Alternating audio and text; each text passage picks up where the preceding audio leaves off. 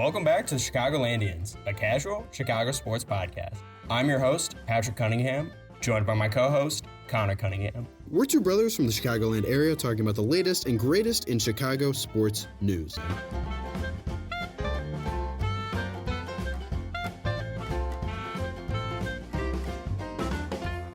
Welcome back to another episode of the Chicagolandians. I'm your host, Patrick Cunningham, joined as always by Connor Cunningham. Hello. On today's episode, we are going to be doing a State of the NFL address, report, analysis, kind of giving an overview of what the current stakes are at the NFL. We're going to be covering notable storylines, notable teams and players within the last year or 2 years. I think this is a good intro for anyone that's curious about learning more about the NFL, learning who the stars, who the teams, and who the storylines are to pay attention to. I think this episode should give a great overview of the current state of the NFL. Connor, how's that sound? That sounds wonderful. I think this is a great, first-time fans, maybe who are just more of the fans of our chemistry here, maybe not necessarily NFL fans. I think this is a great way to hop on.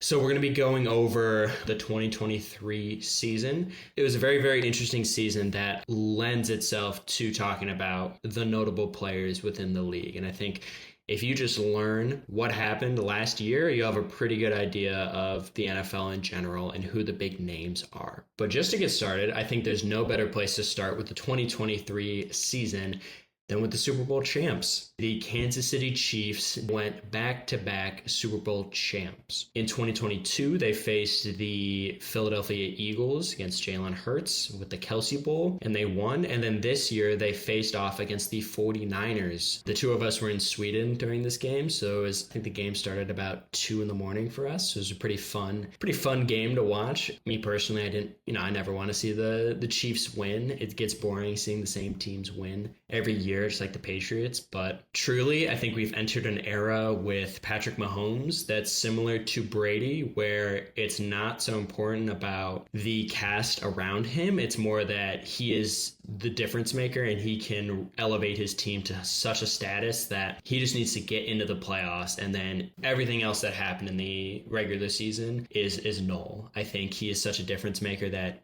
he proved this year that he can take a team that on paper seems weak and take him far. 100%. And just to note, when I was watching the Super Bowl, it concluded at I believe 5 a.m. So it was, especially when they went to overtime, that was tough to watch.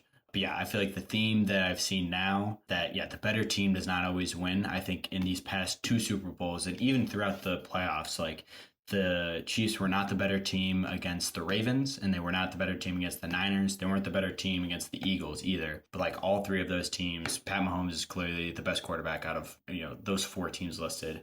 And I think the Super Bowls, maybe not necessarily individual Super Bowls, but I feel like dynasties are made around who has the best quarterback at the time. And I feel like for a while it was Brady, and then that's where the dynasty comes from. I feel like we're entering a new era now with Mahomes. I think it's interesting that you said that, you don't like seeing the same teams win now. Or I feel like it was cool definitely when Mahomes won his first Super Bowl. It's really that, die a hero, live long enough to see yourself become a villain.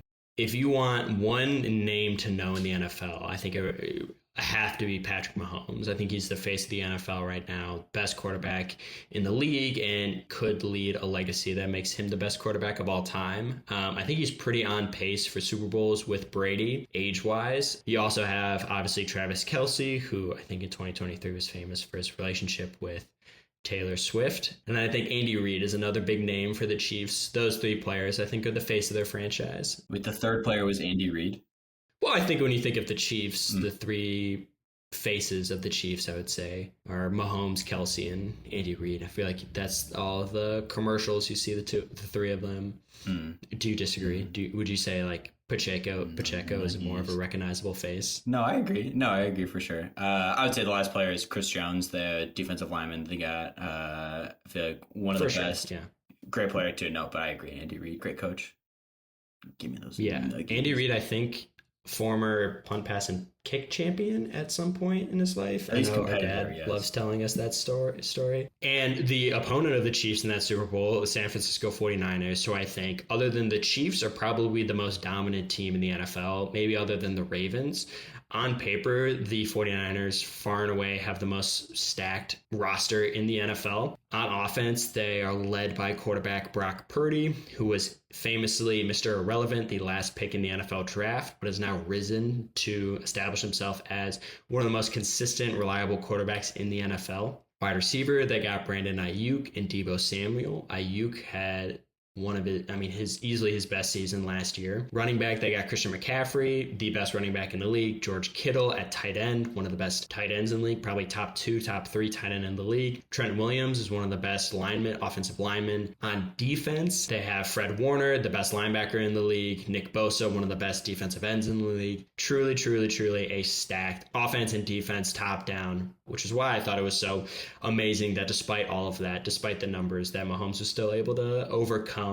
Those guys were loaded there. It was crazy. That Super Bowl was crazy. And especially just looking at the talent or looking at I don't even know how they afford all those guys. But, man, that Super Bowl was crazy. It was Dre Greenlaw, right, who went down with that injury like while walking onto the field. Do you remember that? Oh, God, no, I don't remember that. He got hurt before the Super Bowl? No, it was like during the Super Bowl, but it was in transition. I think kickoff had just happened. He was running onto the field, and I believe he popped his Achilles or something. But just like running onto the field, Drake Greenlaw, I think it was out for the rest of the game. And that was like a huge shift, I feel like, in the game, like using one of their top linebackers. But all the talent in the world, but there's one guy who touches the ball every play, I feel like, and that's the most important position. But, man, I think the 49ers have just been set up to be a consistent team of every year, not just being a team that can get 10 wins and make the playoffs, but a team that will probably play in the NFC Championship this year and will probably play in the NFC Championship for the next like 2 to 3 years. I think it's odd though with Brockalicious though, because like I have moved on from calling him a system quarterback. I do think that Purdy is a talented, straight up talented quarterback, and I think some of the plays he makes are great. But it's weird because like Shanahan's clearly great at making quarterbacks play well. Like he did it with Jimmy G, he did it with Matt Schaub or Matt Ryan, both of those guys with the Falcons. But it seems like the only guy where they really tried to address the quarterback position, like truly address it, was Trey Lance, and that was such a disaster. I feel like that's kind of odd to look at. But yeah, Shanahan still, you know what, all that buzz, still doesn't have a Super Bowl to his name.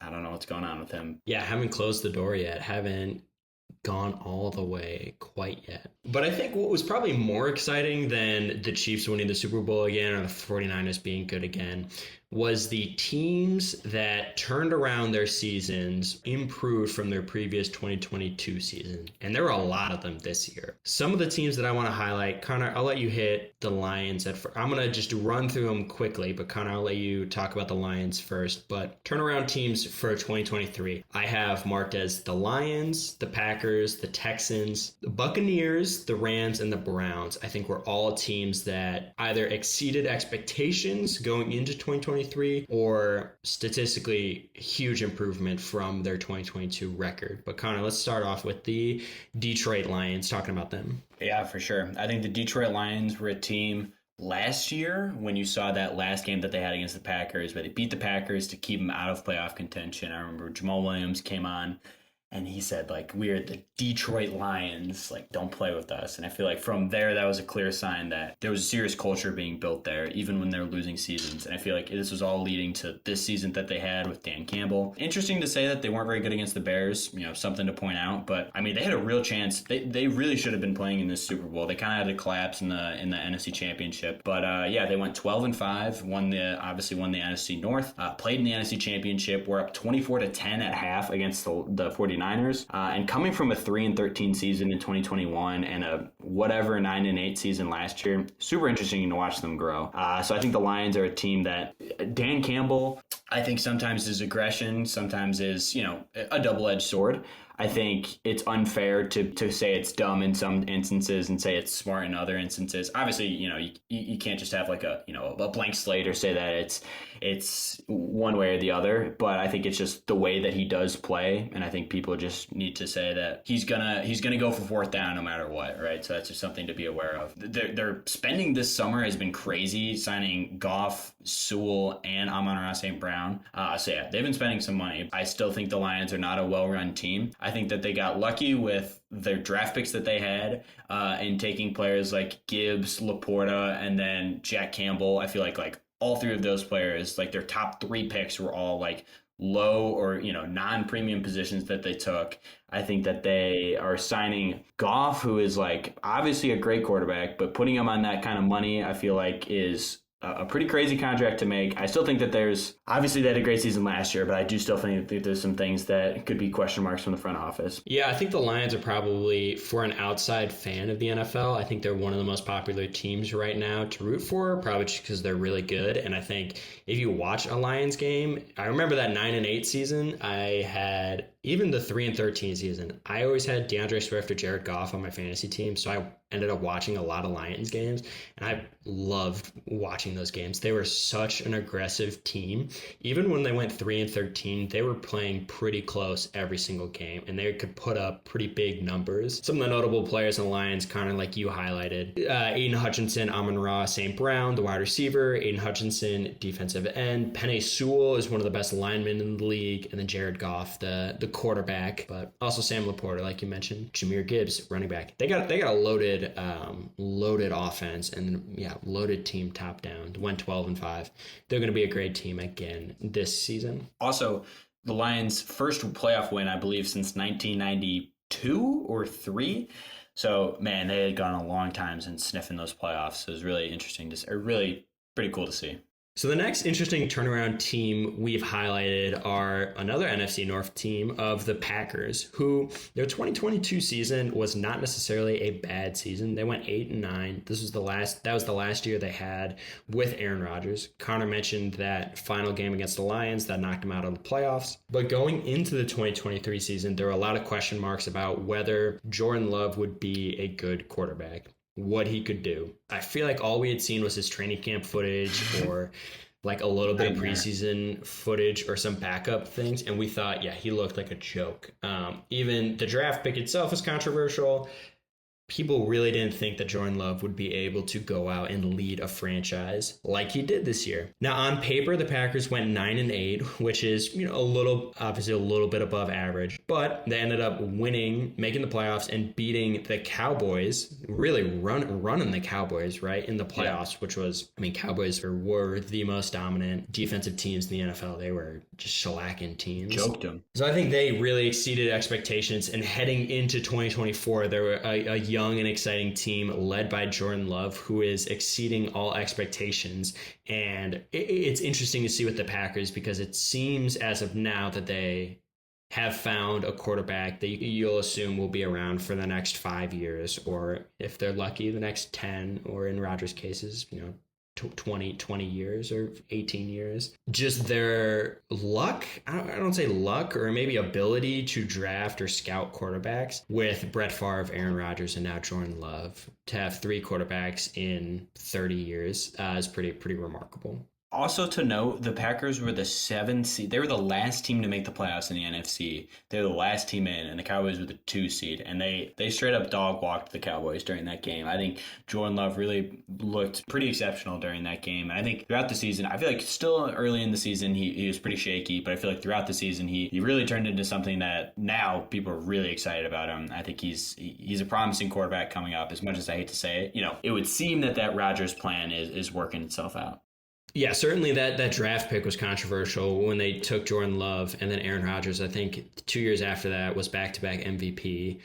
Seems like that decision wasn't really necessary, right? To note, other receivers who went in that draft, T. Higgins was taken in the 2nd round along with Michael Pittman. Other offensive weapons including DeAndre Swift, Jonathan Taylor. So you can kind of see some other weapons that were taken there. Could wonder maybe how the Packers could be currently if they had used that asset a little differently. But Oh, interesting. Now, what would they do without Aaron Rodgers? Now they won't have a quarterback to. I feel like they're so much more relieved that they found a quarterback versus like having a good receiver. oh no, I You think mean, that they'd be doing better fair. if they had if they took T Higgins? I mean, no, obviously not if they had Jared Stidham being their starting quarterback, but I think in that window that they're at to see where they could have been, like as you said, because Rodgers was just coming off his second MVP season, like if they could have capitalized that on this is a bigger debate than or this is a large debate, and I could get into this, but wondering if obviously I think the Jordan Love pick looks great right now, but you just gotta see if they get that Super Bowl. So I feel like if they don't get that Super Bowl, what was it all for, right? I think we're gonna come back to the Texans. I think the Texans are we're gonna talk about the Texans more in the CJ Stroud discussion. But these next three teams, I'm just gonna highlight really quick because they have less related to the Chicago Bears. So the first team we have is the Tampa Bay Buccaneers, who went 9-8. Again, not a really impressive record, but 2022 they were led by Tom Brady, and going into 2023, Bucs were perceived to have the worst quarterback room in the league with Baker Mayfield leading the charge. And I also had Baker Mayfield on my fantasy team, but I felt like he proved a lot of people wrong and led the Bucs to the playoffs, and they defeated the previous Super Bowl attendees, the Philadelphia Eagles, in the playoffs. They won a playoff game. So I think they defied all expectations despite losing Brady. Next, we have the Los Angeles Rams, who, if you remember, in 2021 won the Super Bowl, but then followed that up with a 5-12 2022 appearance. 2023, they turned that around and go 10-7 and make the playoffs, helped by rookies Kyron Williams and Puka Nacua, who will come up later in the discussion. And then finally, we have the Cleveland Browns. 2022, they went 7-10, turning around to 11-6. They have a very exciting storyline with the rise or the return of Joe Flacco, who after Deshaun Watson got hurt, came in out of retirement, I believe. I don't know if he was officially retired, and then just started absolutely darting the ball. He would throwing the ball, I think 50 times a game, and throwing for 300, close to 400 yards every game, and led the Browns to a playoff appearance. Flacco literally coming off the couch. I feel like he's. I remember thinking about it. It's like when you watch the NFL, sometimes you think like you're watching Zach Wilson throw.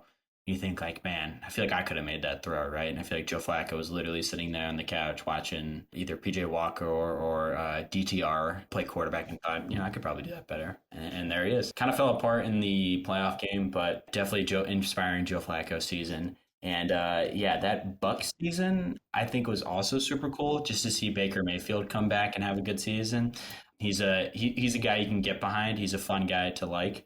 And then I think the Rams also having those young rookie presence on offense and even defense. They had a prominent defensive lineman too, who's a rookie. I feel like those impacts that they had on those rookies, the turnaround that they had after winning that Super Bowl, I feel like it's really cool. Yeah, you saw the Super Bowl for the Rams, and then you saw the 2022, and you thought, wow, the Rams really went all in on 2021. Now they're going to be doomed for the next couple of years of being bad. But despite that, 2023 seems like things working out again. They're able to flip a little bit faster. Yeah, that's a thing. And you know what? This could be a topic of another episode, I think. But I feel like the Rams just did it correctly, I feel like. Where it's like the Rams were just thinking like, look, we can't get Mahomes. Like, we can't get who's the guy in Moneyball where they're trying to replace at first base? Oh, yeah. Giambi. Yeah, can't beat Giambi. So then they acquire Stafford and then build this team around, trade all their picks away, and go in and win a Super Bowl. And yes, obviously pay for it in the next season. But the NFL, you just turn around so quickly. Like, teams can turn around literally in a year now. And I feel like the Rams are competitive again. I feel like, that's just such I feel like it's a great example of like taking advantage of your window that you have or creating a window with like Aaron Donald there. And now that Aaron Donald's gone, right? Like trying to take advantage of those windows to put something on the shelf and actually have a Super Bowl to show for it. Yeah, saddling up and actually going all in on a season rather than trying to maybe like the Falcons' decision for Michael Penix, right? Trying to build for the future when you haven't done anything in the present right now. So the next headline that I'm going to highlight, quick hitter, I think was something very unique to 2023 season, was the Dolphins scored 70 points on the Broncos, which is something that I feel like I'd only seen in a Madden game. Woof, yeah. Seeing 70 points in a game was pretty remarkable to see. It was the first team ever with 10 touchdowns from scrimmage. They had 350 rushing yards and 376 passing yards, for a total of 726 total scrimmage yards in the game. Now, this is only behind the 735 yards that the Rams scored against the 1951 New York Yanks. I'd never heard of the Yanks before. Those boys could play. Yeah, I didn't know. Yeah, Yanks could not play, but those Rams knew how to play.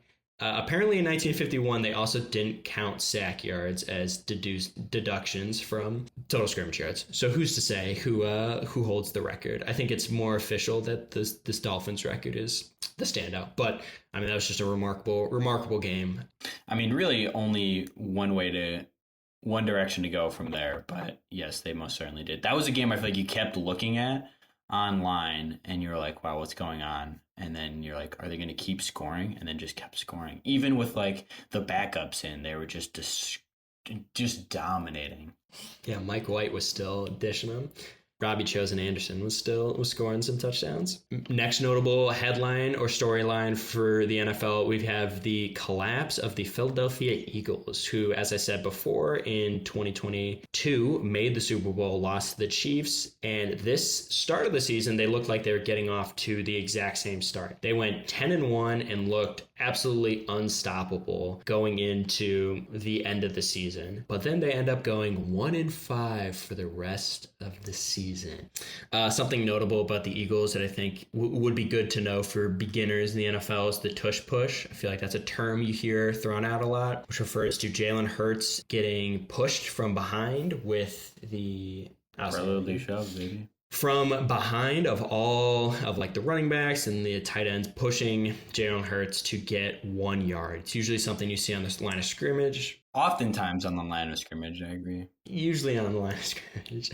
It's something you see on the 1 yard line in the end zone, or something you see on fourth down when it's 4th and 1. I think that it has a 92% success rate on getting 1 yard. It's basically like a modified QB sneak, right? Or a juiced QB sneak. Ironically, in the NFC wildcard game to the Buccaneers, which they would end up losing, the Buccaneers stopped the tush push and I think jumped over the line and pulled Jalen Hurts back. It's pretty cool to see.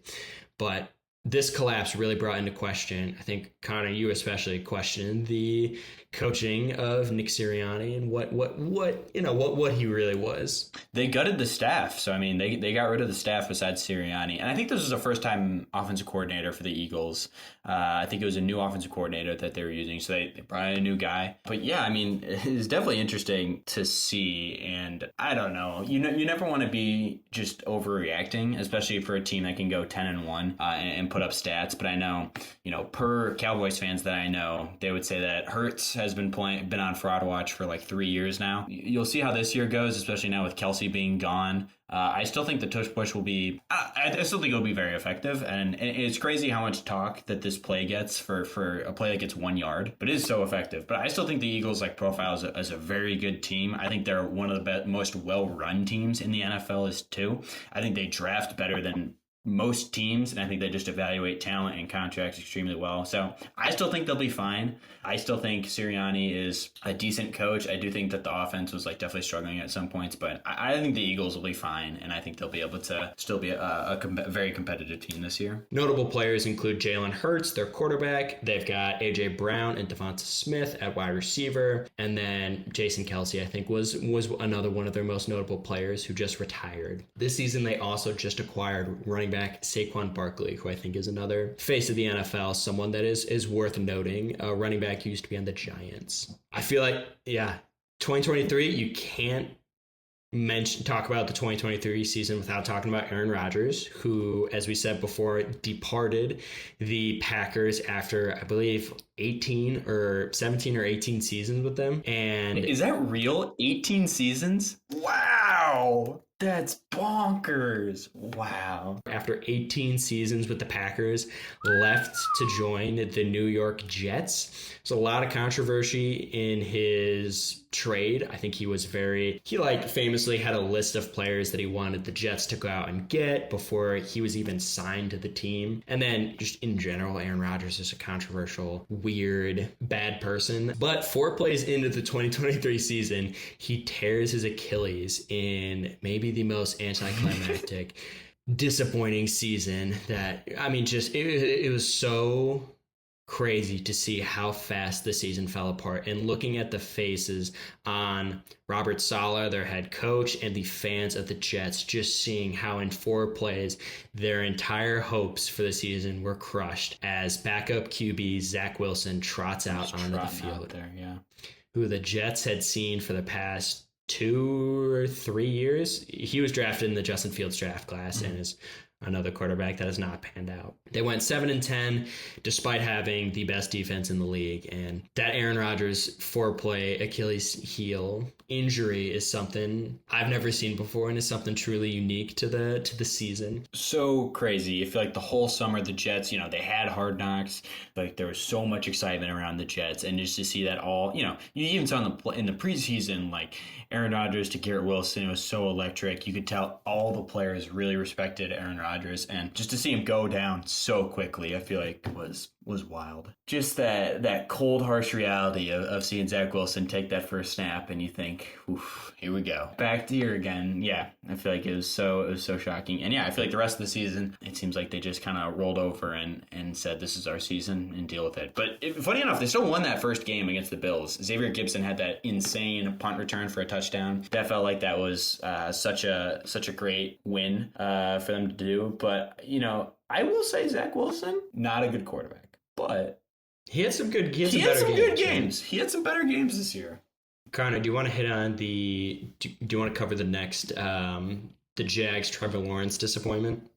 Yeah, sure. Yeah, so the next headline that we want to talk about is the Jacksonville Jaguars, kind of their rise and fall. To start the season, the Jaguars went 8-3. And we're looking like a pretty hot team in the NFL, although, I feel like it was in a similar vein to where the Bears a few years ago, I think, started the season 5-1, where you could see, obviously, winning games, but you could see some writing on the wall that, the wheels were, as we're saying, the bolts on the wheels are starting to jiggle a little. You kind of start thinking like, oh, what's going on? And then to note, at 8-3, they had a 98% chance of making the playoffs, which 100% means that you would make the playoffs. So almost a guarantee to make the playoffs. And then they go 1-5 for the rest of those 6 games and miss the playoffs, which is pretty tough. So I think you would call that a complete collapse in terms of, from a coaching standpoint, from a talent perspective.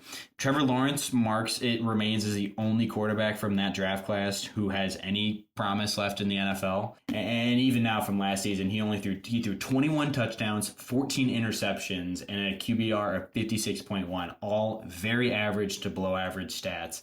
All the talent in the world coming out of college. And, he's definitely flashed at points. He threw for 4,000 yards this year, right? I think you're starting to get a little nervous about, if he's going to be the guy. And I think we can say now that from his draft, he was drafted to be the best quarterback in the NFL, right? Like, you would argue that he was drafted to be the best quarterback in the NFL. And I think you could say now that Trevor Lawrence is not going to be, I don't think Trevor Lawrence will be like a top 5 quarterback in the league. I don't think that's where he is, or where his career is going. Yeah, truly. For context, Trevor Lawrence, quarterback from Clemson, he, other than Andrew Luck, who I think, if you think about best QB prospects of all time within the last 50 years or 30 years, maybe, I would say it's Peyton Manning, Andrew Luck, and then Trevor Lawrence, I think. That's probably the list. This guy, and then hopefully Caleb Williams now.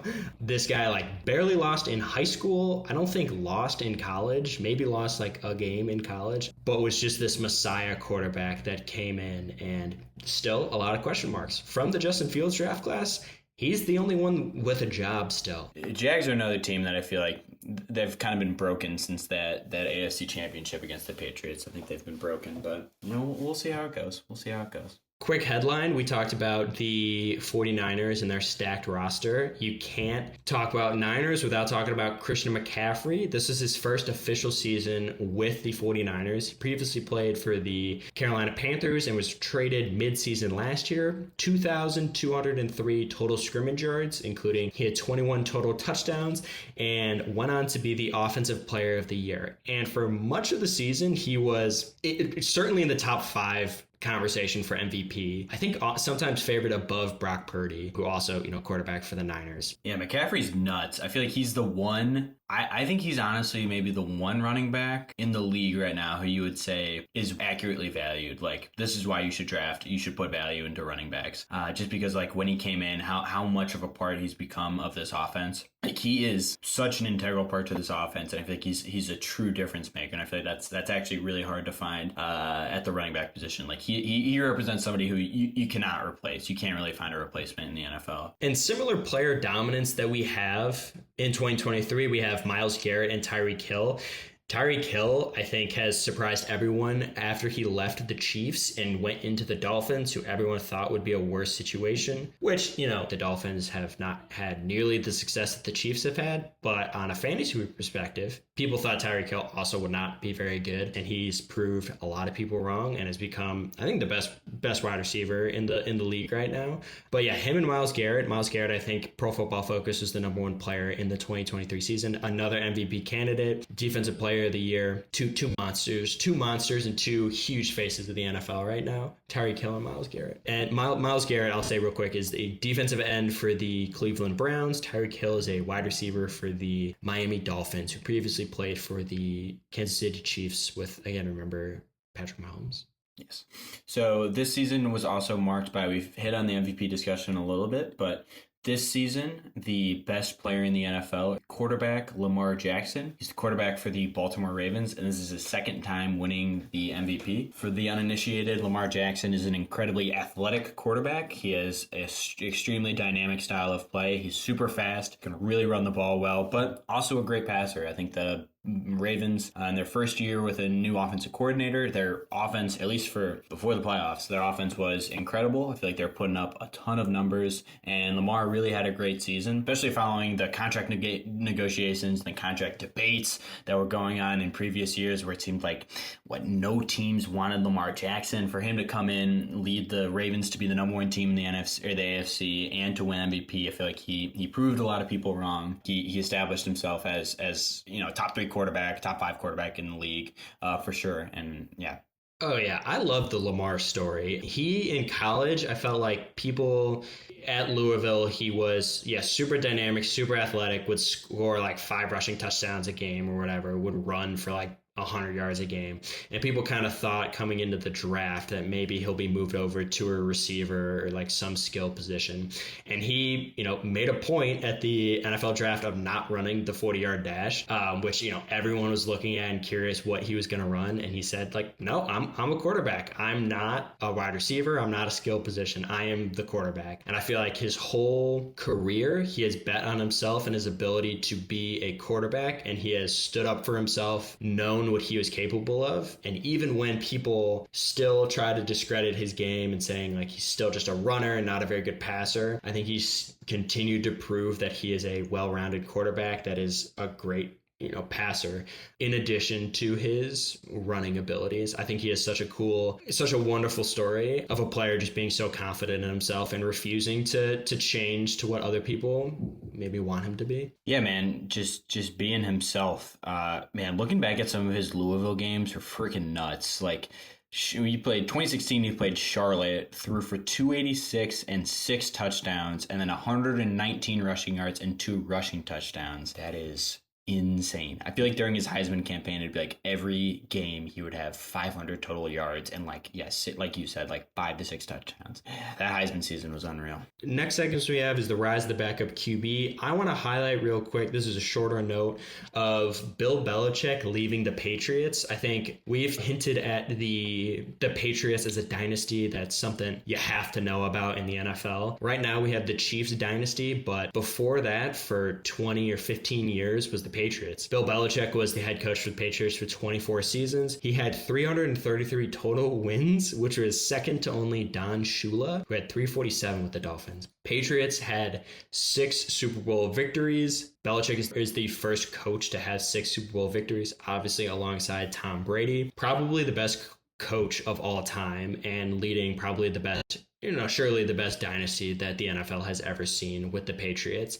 So really seeing after 24 seasons, Patriots moving on from Belichick is definitely a changing of the guard. I think very significant to see him leaving the Patriots. It's strange to think that no team would offer him a job. I wonder how much of this was him being done with coaching or how much of it was him, being done with coaching or just not wanting to take like a coordinator position. Because I'm sure teams would be willing to hire Belichick, maybe not as a head coach, but I agree. I mean, there's a lot of bum coaches in the NFL, and to imagine Belichick couldn't get a job, but also maybe some logistics, like Belichick obviously being the GM for the Patriots for a long time. I think that was it. Maybe that's, teams unwilling to give away that much control to a guy like that. I think maybe that's why. Yeah, so Belichick was unique that he was the general manager and the head coach. So like the Bears right now, we have Matt Eberflus and then Ryan Poles as a GM and head coach, but Belichick did both. So he had so much control over the Patriots' future. And with the drafts, the coaching, everything top down, he had immense control, which, like you said, Connor, I think is probably hard for most teams to give up nowadays. But following that, we have a overarching theme of the 2023 season was the rise of the backup QB. We had 66 quarterbacks started a game in the NFL, which is something that's, I feel like, becoming more and more apparent as the years go on. I feel like every year is like, wow, there's a lot of backup quarterbacks playing. I thought that in 2022, and then 2023 is so much more. Some of the notable quarterbacks that played that actually did pretty good were Bengals quarterback Jake Browning, Colts quarterback Gardner Minshew, and then Tyson Bagent for the Bears. But I think some of the more famous backups were Josh Dobbs and Joe Flacco. I'll hit on Tyson Bagent and then let Connor, you want to talk about Joe Flacco. But Tyson Bagent went 2-2 for the Bears, backup for Justin Fields when he went down. He had, he was pretty good. His first game as a starter was against the Raiders, where he went 21 of 29 for 162 and 1 TD and a 97.2 passer rating, 30-12 win over the Raiders. Throughout his 4 games, he would average 194 yards per game, which is pretty close to what Fields did. Had a 53.6 QBR, which was pretty close to what Trevor Lawrence's 56.1, only 3 points behind Trevor Lawrence's QBR. But I think the two most notable backup QBs for the 2023 season was Joe Flacco and Josh Dobbs. Connor, you want to talk about Flacco? Yeah, for sure. And to Pat, your point of 66 quarterbacks starting a game, I know me personally, it sure felt like 66 quarterbacks were starting in the game. Like every week, there were points where more than, I feel like, half the league was being armed, being headed by backup quarterbacks. It was insane. But yes, Joe Flacco had a great season as a backup. In the regular season, he went 4-1 for the Cleveland Browns. So Joe Flacco famously won Super Bowl 47, I believe, against the San Francisco 49ers. That was a game where there was the blackout.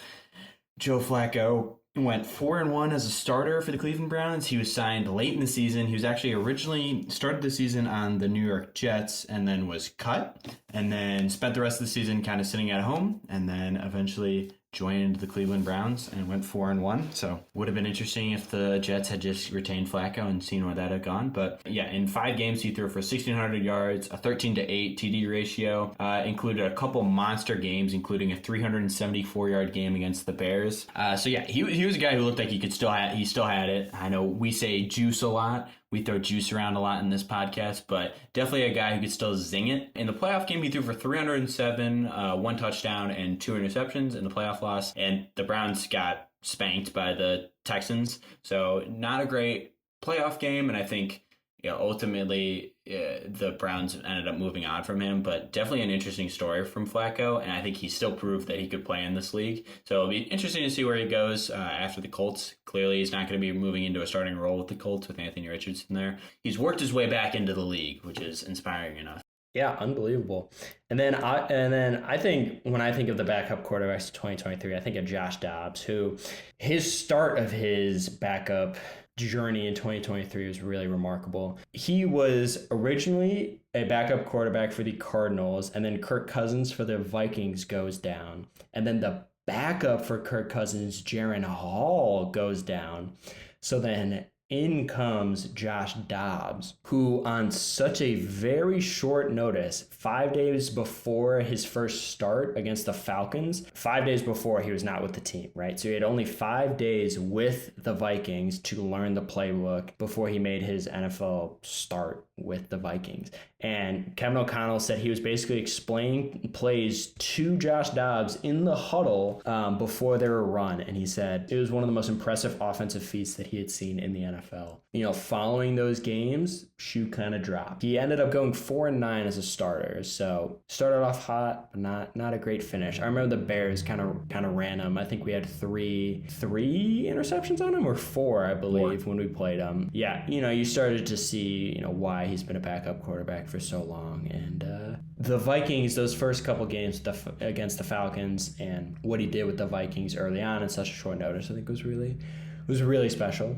Yeah, that Cinderella run, and sorry, as I mentioned, the clock hit midnight and he turned back into a pumpkin. But he certainly was electric for a little bit, and he could run too. He had some good legs on him. To note, he studied aerospace engineering at University of Tennessee, which everyone and their mother mentions every time on a broadcast. But so he is an aerospace engineer, which is super impressive. But yeah, that hearing those details come out about that Vikings game was so impressive. Listening to Josh Dobbs and the opportunity that he got, and yeah, like, I think he was drafted by the Steelers, I believe. And then he spent time last year, I believe, with the Titans, like switching in for Malik Willis when like Willis had to play. But yeah, he's just been like a journeyman guy who I feel like has never really been able to get it to stick. So it was cool to see him, you know, win some games here. He went 4-9 as a starter, so obviously not great, but definitely a fun story to follow throughout the season. Also notable quarterback that we have is former Illinois and Syracuse alum, Tommy DeVito, who, if you guys remember,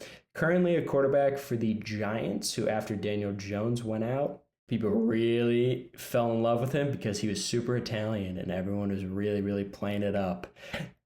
He also still lives with his parents, and I think his mom still does his laundry and like makes him dinner. There's a lot of clips of his agent and his family that just look like clips straight out of The Godfather.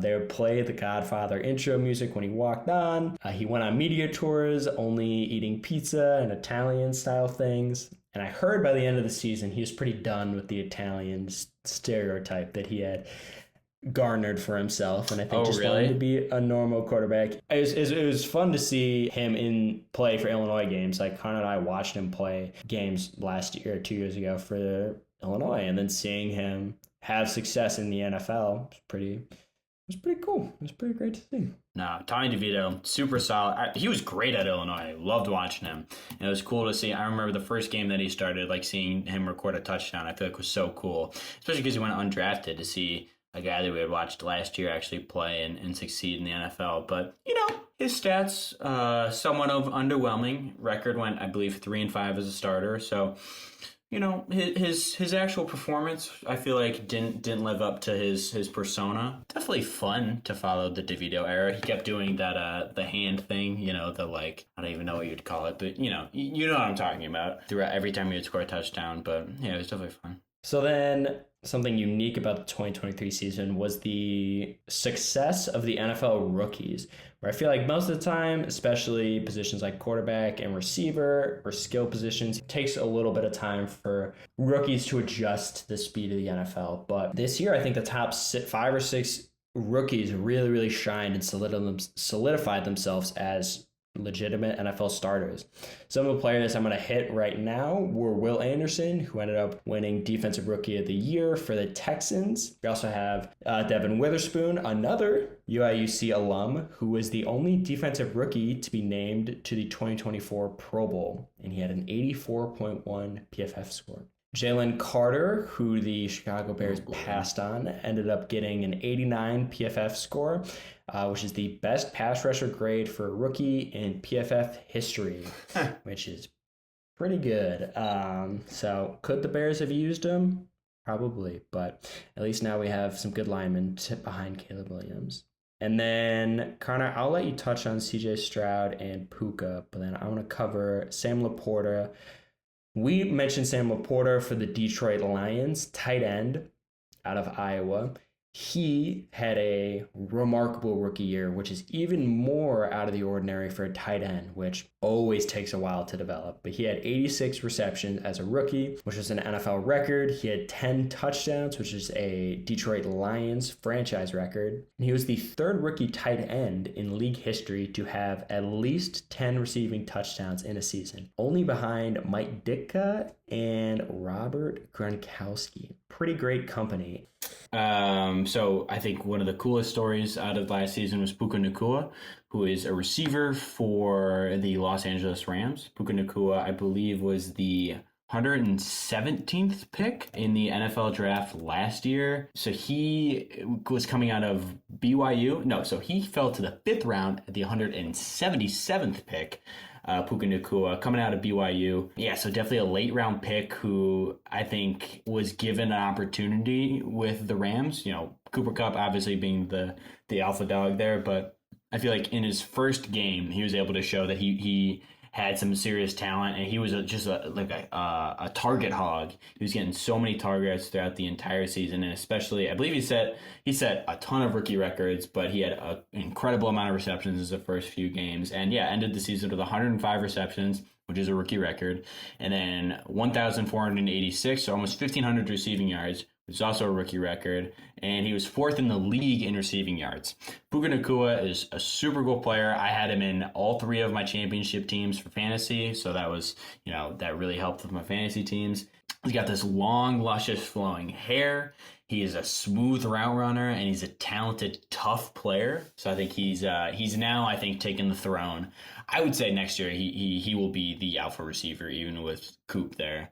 So then the last rookie player that we have to highlight, I think we've saved for last because I think the Texans storyline and this player is quickly rising to become the face of the NFL right now. And that is, of course, Texans QB CJ Stroud, who quarterback from the Ohio State, who was taken 2nd overall by the Houston Texans.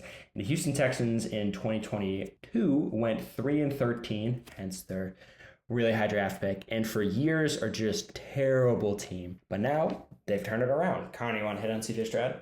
Yes, CJ Stroud, I feel like, was by far the biggest storyline from this season. Obviously, maybe besides the Chiefs winning the Super Bowl. But CJ Stroud, his season that he had was really remarkable. I know we keep saying remarkable.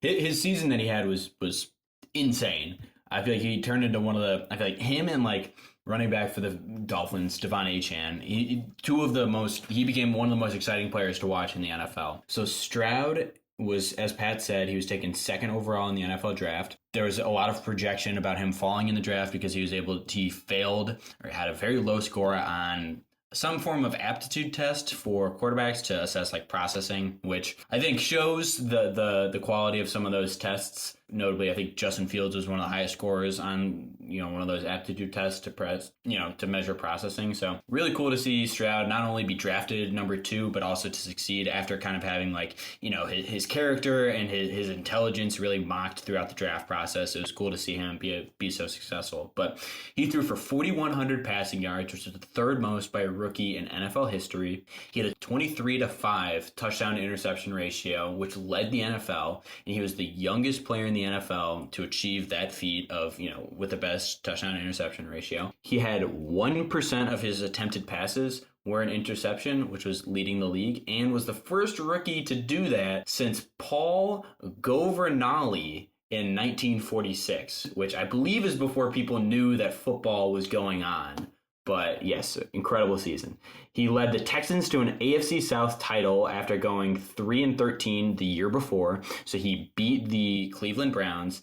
And yeah, him and D'Amico Ryans, who was a former NFL player, he became the first rookie and head coach duo to win a division title in the Super Bowl era. So I think, needless to say, Stroud's rookie season exceeded all expectations. The Texans have quickly become a poster child for the NFL of like what a proper franchise is supposed to look like.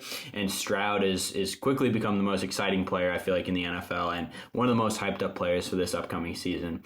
So yeah, we'll see how he does. Notable to say that he was taken after Bryce Young, who was taken first overall. So be interesting to see where both those guys' careers goes. But, hard to argue with Stroud looking like one of the most promising players in the NFL right now. Definitely exciting. So D'Amico Ryan, this was his first year as a coach, right? So it's like the first time a first-time head coach and a first-time QB had that much success was incredible. Yeah. Okay, so that, I think, with that 2023 summary, I think you will leave this episode with a pretty good idea of what's going on in the NFL. For a quick summary, to hit on the main bullet points we talked about, we mentioned the Chiefs, back-to-back Super Bowl champs. The 49ers are a dominant team. The Lions, Packers, and Texans have really turned around their seasons, along with the Bucks, Rams, and Browns. The Dolphins scored 70 points on the Broncos. Eagles were disappointing. Aaron Rodgers tears his tendon at ACL or his Achilles after 4 plays. Jags are in disarray. Christian McCaffrey, best running back in the league. This season had 66 backup quarterbacks and the success of the 2023 rookies. And then I think top players that I think we covered were CJ Stroud and Patrick Mahomes. I think those are and Tyreek Hill. I think those are your big name players. And then we also covered the departure of Bill Belichick from the NFL. So with that, we are going to go into everyone's favorite section. Favorite. College teams for current NFL players. Connor is we need to come up with a better name for that. But Connor is very, very good at this. We're going to see how he does with these names. Okay, here we go. Connor, what college did TJ Hawkinson go to? Iowa. Boom, 1. We have Arizona Cardinals running back James Conner.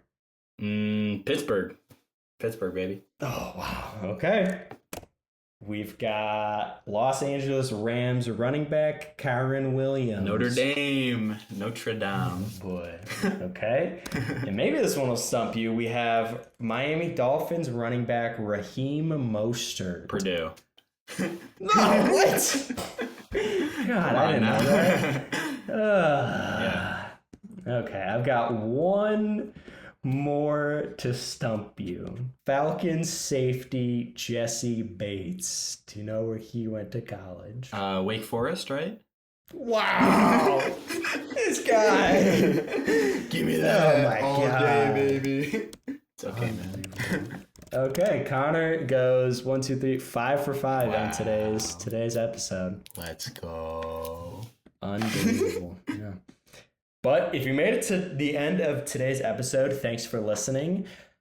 Appreciate all of our consistent viewers. I hope you enjoyed this summary of the NFL, and I hope you learned at least something. You learned a little bit about the NFL, some notable players. I know we use a lot of jargon and mention a lot of players and kind of say it as givens in most of our episodes. So hopefully we went over some of the information in this episode. Connor, you have any closing remarks? No. I think you hit the nail on the head there.